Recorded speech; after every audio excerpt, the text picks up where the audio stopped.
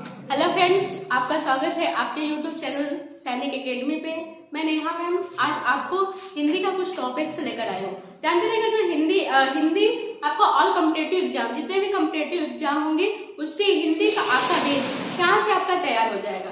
चाहे आपका यूपीपी हो, एसएससी जीडी हो, सीटेट हो या यूपी टेट हो, आपका जो भी अगर हिंदी से क्वेश्चन आता है तो वहां से आपका हिंदी का जो क्वेश्चन क्लियर होगा, मैं यहाँ पे आपका हिंदी का क्वेश्चन क्लियर करवाऊंगी। तो देखिए, जो आपका पहला हिंदी में जानते हैं, पहला आपका चैप्टर है वर्णमाला। वर्णमाला जानते हैं कि चाहे कोई भी एग्जाम हो वहां से 100% 2 से 3 क्वेश्चन आपका वर्णमाला से क्वेश्चन बनता है। तो जब वर्णमाला स्टार्ट करते हैं तो पता होना चाहिए कि वर्णमाला किसे कहते हैं। एग्जाम में बना भी हुआ है कि वर्णमाला की परिभाषा क्या होता है या वर्णमाला किसे कहते हैं। तो जानते रहिएगा, लिपि का व्यवस्थित क्रम, जो लिपि होता है उसका व्यवस्थित क्रम को क्या कहते हैं? वर्णमाला। फिर मैं जानते रहिएगा, आपको पता है कि हिंदी का लिपि क्या है? देवनागरी। आपकी हिंदी की लिपि क्या है? देवनागरी। अब लिपि होता क्या है ये भी तो जानना होगा कि लिपि होता क्या है।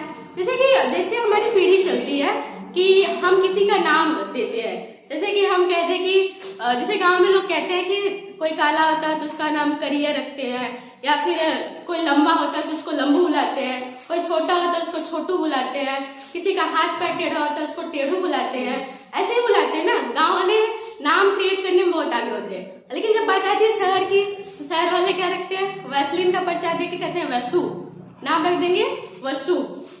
ऐसे जैसे कि हम एक पीढ़ी के नाम दर चढ़ाते हैं ना, वैसे ही हमारी जो लिपि थी, जैसे हम किसी को बोले जैसे हम पहले बार बोले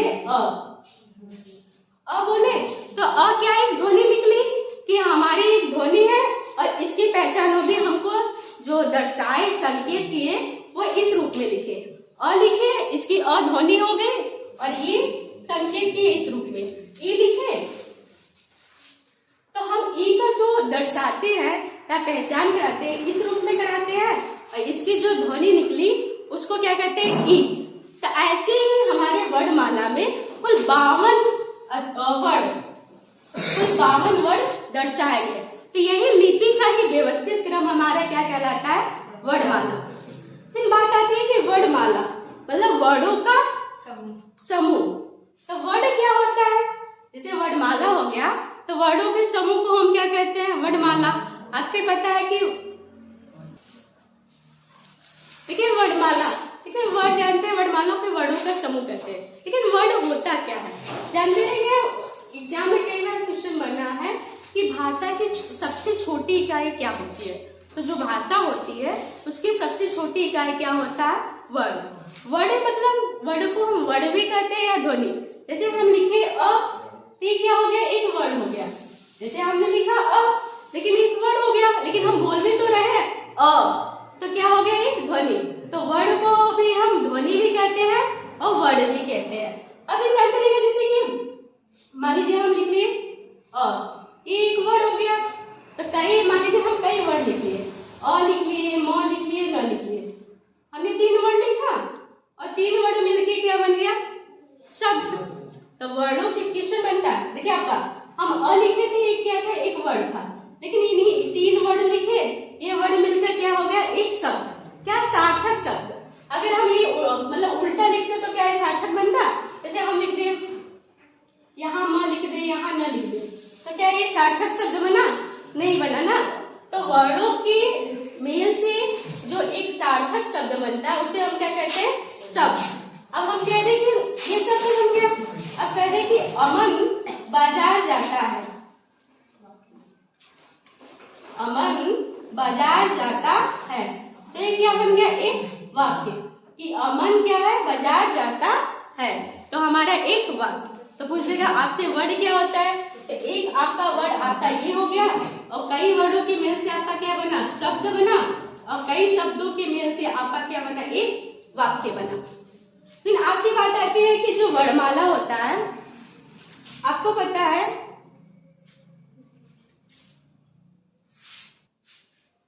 देखिए जो वर्णमाला होता है ये इसमें आपके पूरे 52 वर्ड होते हैं वर्णमाला में, और जिसमें आपका स्वर और व्यंजन होता है। स्वर और व्यंजनों से मिलकर हमारा क्या बनता है, वर्णमाला।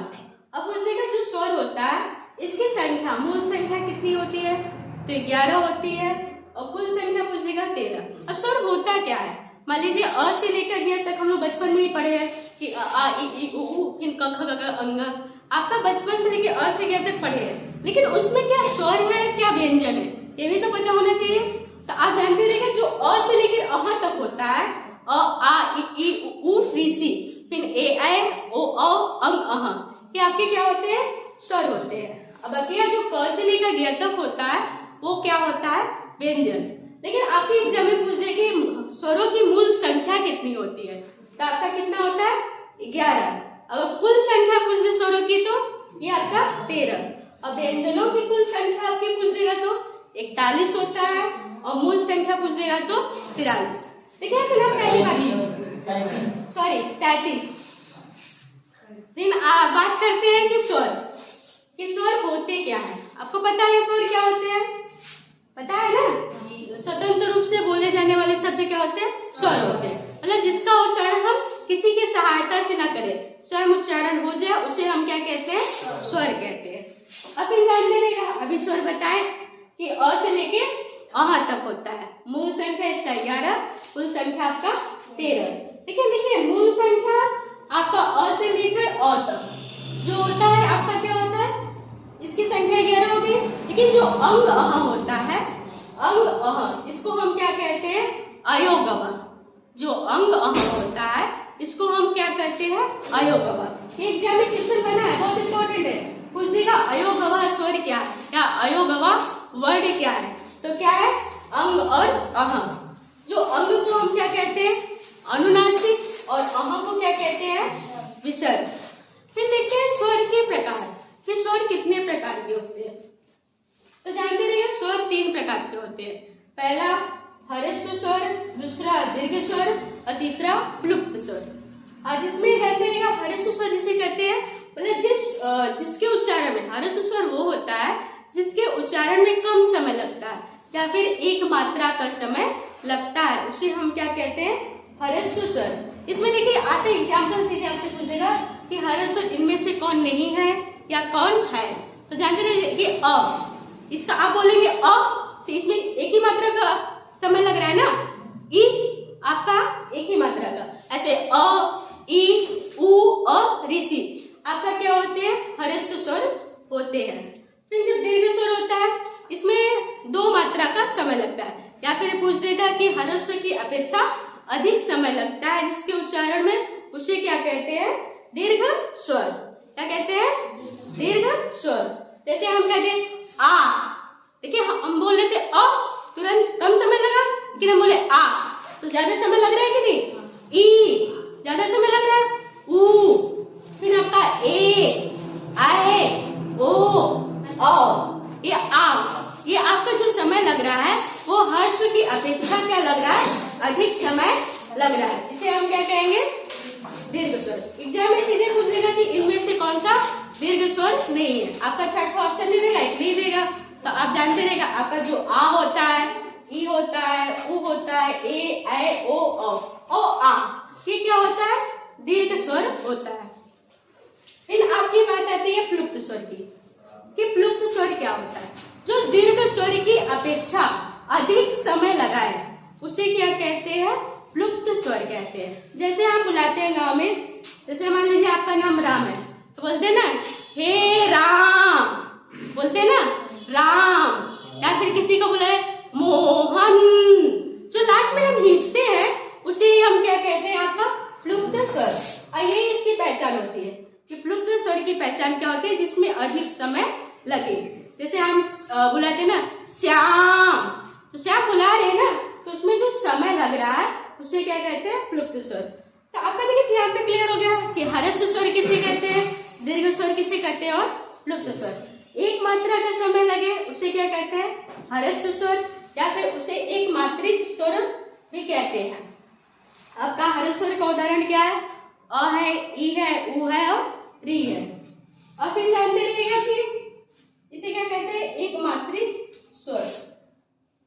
और फिर जानते रहिएगा दीर्घ स्वर, इसमें आपका आता है आ ई उ ए फिर आ, ये आपका दीर्घ स्वर या द्विमात्रिक स्वर भी कहते हैं। और फिर आपका प्लुप्त स्वर में जानते हैं कि दीर्घ स्वर की अपेक्षा अधिक समय लगे उसे क्या कहते हैं, प्लुप्त स्वर। फिर बात आती है कि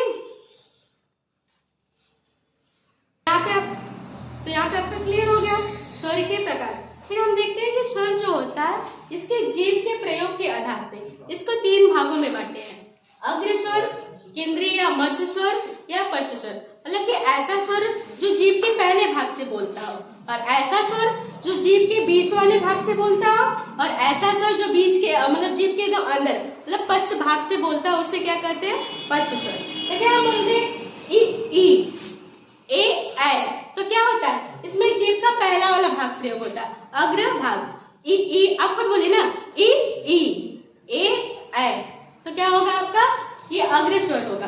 फिर देखिए आपका जो मध्य स्वर होता है, जैसे आप बोलते हैं अ, बोलिए ना अ, तो आपका क्या होता है कि ये आपका क्या होता है, मध्य स्वर कहलाता है। अब फिर जो पश्च स्वर होता है उसमें आता है आ, आप बोलेंगे आ तो आपका आएगा ना आ, फिर ऊ,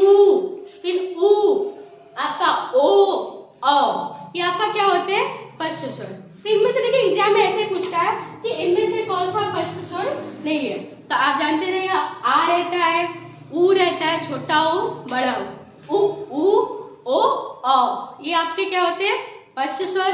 अग्र स्वर में आपका अ होता है, और मध्य स्वर में आपका अ होता है, और अग्र स्वर में आपका ई और एक ऐ होता है। कितना क्लियर हो गया आपका कि जीव के प्रयोग के आधार पर स्वर कितने प्रकार के होते हैं, 3 प्रकार के।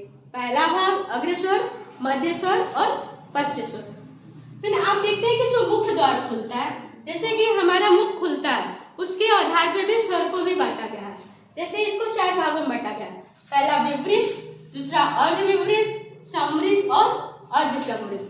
देखिए हम आपको इंग्लिश में क्या लिखते हैं, अगर आपके एग्जाम में आएगा कि विवृत होता है कि आप समझेंगे नहीं, लेकिन हम कहते हैं ओपन, जो विवृत का मतलब होता है ओपन, तो आप समझ लेंगे। जैसे ओपन का मतलब खुला, आपको पता है कि ऐसे स्वर जिससे बोलने पे आपका मुंह खुल जाए। जैसे हम बोलते हैं आ, बोलेंगे ना आ, तो आपका मुंह खुल रहा है कि नहीं, तो आपका जो ऐसा स्वर जिसके बोलने पे मुख खुल जाए उसको क्या कहते हैं, विवृत स्वर। और फिर आपका दूसरा होता है अर्धविवृत, जिसमें आपका आधा मुख क्या होता है, खुला होता है। जैसे इसमें आता है अ, अब बोलिए ना अ, ए, ओ, आ, आपका आधा खुला है ना, तो आपका क्या हो रहा है, अर्धविवृत। अ बोलिए, ए बोलिए, ओ, आपका क्या हो रहा है, आधा मुख खुला है, तो आपका क्या हो जाएगा, अर्धविवृत। फिर बात आती है समृद्ध का। समृद्ध का मतलब होता है क्लोज, मतलब बंद, ऐसे स्वर के बोलने पे जिससे आपका मुख क्या रहे, बंद रहे। आपका मुख बंद रहे फिर भी आप बोल ले, तो उसे क्या कहते हैं, आपका समृद्ध। जैसे हम कहें ई, ऊ, आपका क्या आ रहा है, समृद्ध, आपका क्या है, मुख क्या है, बंद है। फिर बात आती है कि अर्धसमृद्ध में, हाफ क्लोज, कि जिसमें आपका मुख आधा बंद हो। इसमें आपके जो स्वर आते हैं वो आते हैं, ए आते हैं और ओ आते हैं, ए और ओ आपके क्या आते हैं, अर्धसमृद्ध। तो क्या होते हैं, अर्धसमृद्ध होते हैं। कितना क्लियर हो गया कि मुख द्वार से खुलने के आधार पे क्या होते हैं। अब इसी से एग्जाम में आपसे क्वेश्चन पूछ देगा, मान लीजिए ई, ऊ और आ, इसमें पूछ देगा कि कौन सा समृद्ध स्वर है। तो आपको पता है समृद्ध में क्या आता है, आपके जिसके उच्चारण में मुख क्या हो, बंद हो। तो आपका ई हो गया, ऊ हो गया, और आपका विवृत क्या होता है, सीधे मुख खुलता है, आ बोलेंगे तो आपका मुख खुलेगा, तो क्या हो जाएगा, आपका विवृत। फिर अर्धविवृत में क्या होता है, अ आ गया, ए आ गया, ओ आ गया और आ हो गया। ठीक है, इतना क्लियर हो गया। फिर हम बात करते हैं कि जो स्वर होते हैं, बहुत इंपॉर्टेंट क्वेश्चन है, कई बार क्वेश्चन में बना है कि जो स्वर होते हैं वो सघोष होते हैं कि अघोष। अभी व्यंजन की बात आएगी तो हम वहां पे बता देंगे कि क्या होते हैं, उसमें कितने व्यंजन सघोष होते हैं, कितने अघोष। लेकिन जो स्वर होते हैं वो सघोष होते हैं कि अघोष, या अल्प प्राण होते हैं कि महाप्राण। तो जानते रहिएगा जो सभी स्वर होते हैं वह स्वघोष होते हैं। देखिए याद करने का तरीका, स से स्वर और स से सघोष। सभी स्वर क्या होते हैं हमारे सघोष। आपको इतना ही देखना है कि आपके एग्जाम में सीधे पूछेगा कि स्वर क्या होते हैं, सघोष होते हैं कि अघोष। तो स्वर क्या होते हैं, सारे क्या होते हैं, सघोष होते हैं। फिर आपका देखिए जो प्राणत्व के आधार पे है, इसमें पूछता है कि सभी स्वर अल्प प्राण होते हैं कि महाप्राण, मतलब जिसके बोलने में कम हवा निकलता है कि अधिक हवा निकलता है। प्राण का मतलब ये है कि अधिक हवा निकले या कम निकले। तो जानते रहिएगा जो स्वर होते हैं वो क्या होते हैं, सभी स्वर अल्प प्राण होते हैं। अब इसको याद कैसे, कंफ्यूजन हो जाएगा कि अल्प प्राण महाप्राण। तो जानते रहिएगा जो स्वर होते हैं इनकी संख्या व्यंजनों से कम होती है ना, व्यंजन से कम है तो अल्प है, छोटा है, तो सभी स्वर क्या है, अल्प प्राण है। और स्वर सघोष या अघोष की बात करें तो सभी स्वर क्या है, सघोष। ये स से सघोष और कम है संख्या तो अल्प प्राण है। अब फिर बात आती है कि इसके उच्चारण स्थान। ये तो बहुत इंपॉर्टेंट क्वेश्चन है कि इसका उच्चारण स्थान हर एक एग्जाम में एक क्वेश्चन तो आपको यहाँ से बनता है। जो पहले आपका व्यंजन पूछता था, व्यंजन की अब बात खत्म हो गई। अब स्वरों का उच्चारण स्थान पूछता है कि स्वर का उच्चारण स्थान कहाँ से होता है। तो जानते रहिएगा जो अ होता है, अ आ, आप खुद बोलिए अ, बोलिए ना, अ आ, फिर अह। अब ऐसा नहीं कि बैठ के आप लोग शर्मा के उसे बोल ही नहीं रहे, जो वीडियो भी देख रहा है उसको भी आप देखिए, खुद बोल के महसूस करिए। बोले अ तो आपका आएगा आ, फिर अह। आपका ये क्या होता है, इसका उच्चारण क्या होता है, कंठ से होता है। आपका अ, आ और अह, इसका उच्चारण आपका उच्चारण क्या हो रहा है, कंठ से हो रहा है ना, तो उसका उच्चारण स्थान कहाँ से होता है, कंठ से। फिर आपका देखिए अ आ के बाद ई आता है तो ई, देखिए आप बोलिए ना ई, तो आपका जो जीभ है तालु से स्पर्श कर रहा है ना, तो आप बोलेंगे ई, तो आपका इसका उच्चारण स्थान क्या होता है, तालु से। फिर आपका देखिए उ, आपका देखिए बोल रहे ना उ, आपका ओठ का ही प्रयोग हो रहा है, कि इसका जो उच्चारण स्थान होता है क्या होता है, ओष्ठ से होता है। फिर देखिए री, आप बोलिए ना री, आपका जीभ क्या हो रहा है, मुड़ रहा है, तो आपका जब जीभ मुड़े तो वहां पे क्या होता है, मूर्धा। री, आपका देखिए खुद प्रयोग करिए ना, बोले ना री, तो आपका जीभ मुड़ रहा है तो री का जो उच्चारण स्थान होता है वो क्या होता है, मूर्धा। ये बहुत इंपॉर्टेंट है, कई बार एग्जाम में पूछा हुआ है कि री का उच्चारण स्थान क्या होता है। तो जानते रहेगा कि इसका उच्चारण स्थान कहाँ से होता है, मूर्धा से। फिर आपका आता है कि ए, इसका जो उच्चारण स्थान होता है कंठ और तालु दोनों से मिलकर होता है। और फिर आपका देखिए ओ, अ, देखिए आपका ओ का जो आपका ओष्ठ का भी प्रयोग हो रहा है और कंठ से, ओ, अ, आपका जो प्रयोग हो रहा है ये कंठ और ओष्ठ से प्रयोग हो रहा है। देखिए हम यहाँ पे उच्चारण स्थान तो बता दिए हैं, लेकिन इसके उच्चारण स्थान को ट्रिक के साथ मैं एक अलग सा वीडियो बनाऊंगी जिसमें आपके उच्चारण स्थान याद करने में एकदम सिंपल सा हो जाएगा। 1 से 2 मिनट में आप उच्चारण स्थान याद कर लेंगे। लेकिन मैं यहाँ पे स्वर बता रही थी इसीलिए यहाँ पे मैं उच्चारण स्थान बता दी, नहीं तो अगर एक वीडियो आपका डालेंगे वहां पे आपका उच्चारण स्थान क्लियर होगा। स्वर से लेकर व्यंजन तक आपका उच्चारण स्थान क्या हो जाएगा, क्लियर हो जाएगा। उच्चारण स्थान था यहाँ पे क्लियर हो गया। देखिए हम जो स्वर का स्टार्ट किए कि स्वर होते कितने हैं, तो कितने स्वर होते हैं कुल, अगर कुल स्वरों की संख्या पूछे तो कितनी होती है, 13। लेकिन अगर पूछे मूल स्वरों की संख्या कितनी होती है तो 11। अब फिर यहाँ पे आपका क्लियर हो गया।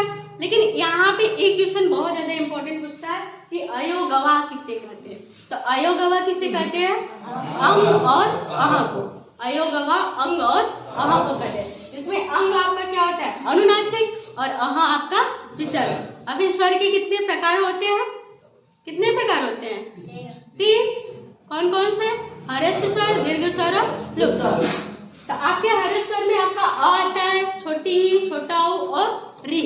आपका जो होता है हर्ष स्वर और दीर्घ में मतलब उसकी मात्रा की एक वृद्धि हो जाती है। आ आएगा, बड़ी ई आएगा, बड़ा ओ आएगा, ए, ऐ, ओ, औ, आ।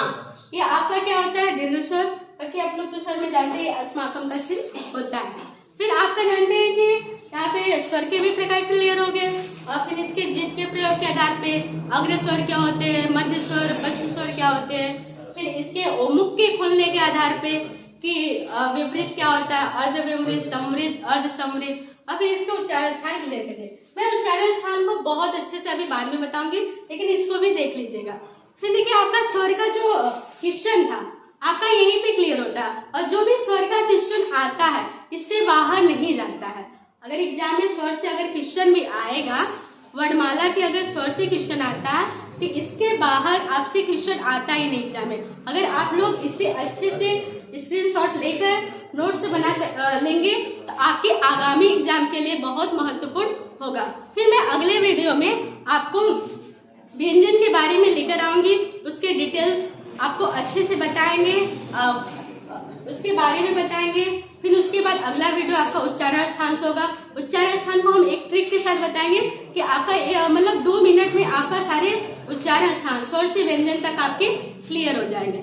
फिर अगर आपको ये वीडियो अच्छा लगे तो लाइक करिएगा। अगर आप लोग लाइक करते हैं तो हमको एक मोटिवेट मिलता है कि हम अच्छा और वीडियो बनाएं। लाइक करिएगा भी, सब्सक्राइब करिएगा, और आपको जहां तक हो सके अपने यार मित्रों तक शेयर भी करिएगा।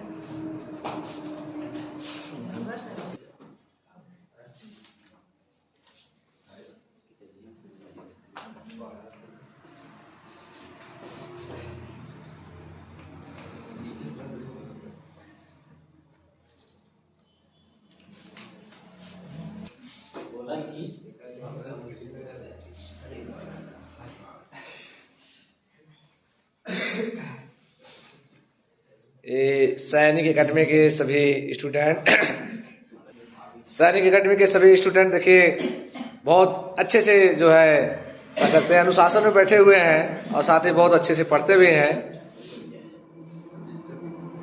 और डिस्टर्ब भी करते हैं बहुत बच्चे।